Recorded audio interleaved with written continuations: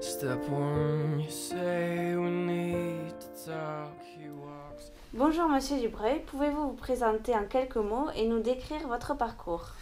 Oui, bonjour, Thierry Dubreuil, j'ai 53 ans. Après un baccalauréat, donc série D, j'ai commencé comme commercial dans une société qui vendait des fleurs artificielles. J'ai fait ce métier durant 18 années. En 2001, cette société a fermé et j'ai rejoint mon épouse chez Arche Diffusion pour créer le domaine fleurs artificielles dans la société. Ce domaine aujourd'hui occupe presque 100% de l'activité de l'entreprise. Pouvez-vous nous présenter votre entreprise, son historique et son positionnement actuel? Donc Arche Diffusion est une société qui aujourd'hui commercialise essentiellement des fleurs artificielles et des compositions en fleurs artificielles, milieu et haut de gamme. Elle se destine à vendre sur des marchés, fleuristes, pompes funèbres, mais également jardinerie, magasins de bricolage et libre-service agricole. Nous faisons des fleurs artificielles depuis 2001. La société existe depuis 1999. Elle avait été créée à l'époque pour vendre des articles religieux.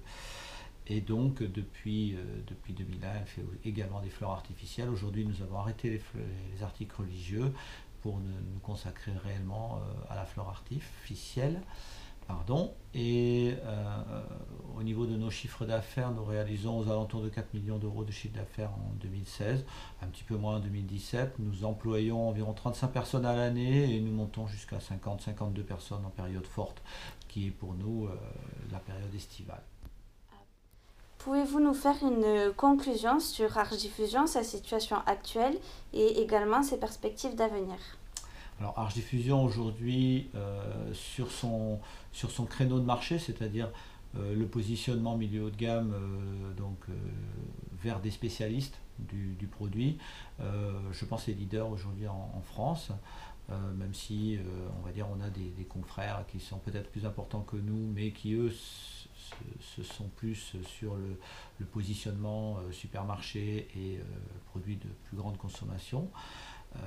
Nos perspectives d'avenir aujourd'hui, elles sont assez limitées dans la progression de chiffre d'affaires parce que quelque part nous sommes plutôt en haut de la pyramide, mais bon, nous tenons assez bien notre rôle et je pense que voilà, nous aurons une croissance de chiffre d'affaires à un chiffre, mais plutôt bonne dans les années qui viennent.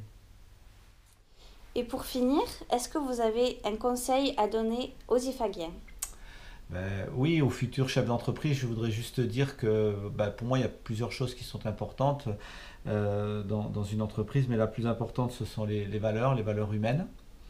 Après, je dirais que dans le choix du domaine où vous interviendrez, où vous construirez votre avenir, de prendre un domaine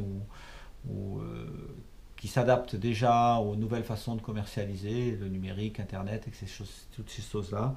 Et ensuite de construire une entreprise qui sache s'adapter aux nouveaux challenges qui apparaissent tous les jours et surtout de ne pas vous laisser endormir par des situations qui vous seraient favorables.